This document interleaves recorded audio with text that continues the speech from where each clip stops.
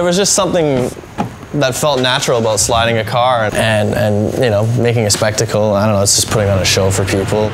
Autocross was kind of my venture into motorsports, and it was fun. As soon as we got the Corolla, we started going sideways, and the timing was out the window. I was just out there to slide the car and have a good time, and the organizers were not about that, and they didn't like that kind of stuff.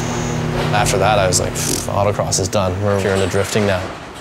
A lot of guys will start with the Corolla and then they'll move to like an S chassis or something different. And I don't know, I just had so much money in developing in my Corolla, and I enjoyed driving the car so much that I was like, what the heck, we'll just stick with it. And I kind of became known for that as the Goliath killer with my little green Corolla.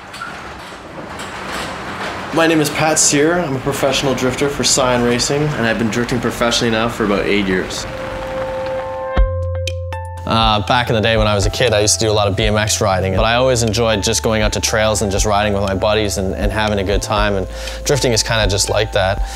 The competition aspect is always a little more serious, but when we go to like Shannonville or just a fun track day, you just go out there and you're just out driving laps and having a good time with your friends and killing tires, so it's enjoyable in that way.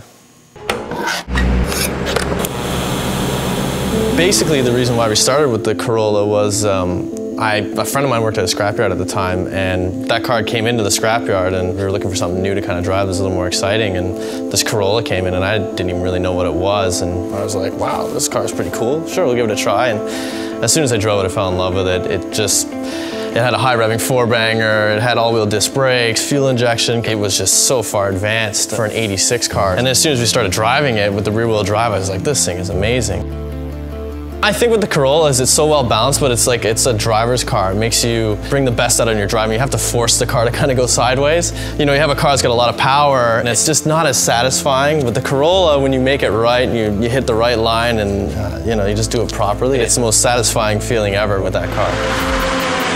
It was funny when we were drifting the Corolla, and I forget basically what year it was, but you know, Toyota had started to put out photographs of the FR-S, and they were saying, you know, we're going to come up with this awesome rear-wheel drive four-cylinder car that's sort of a descendant of the Corolla. And I remember when I first saw it, I'm like, that's it. I'm like, that's the chassis I'm going to switch to. Everyone always asks, if you could drift another car, what would it be? And I was like, I don't know, I always loved the Corolla. But when this car came up, I was like, that is the car I want to drift. And sure enough, here we are, you know, 4 or 5 years later, and we actually have one. And I mean, they did a great job on it, and it is quite amazing how similar the two cars feel in a certain way.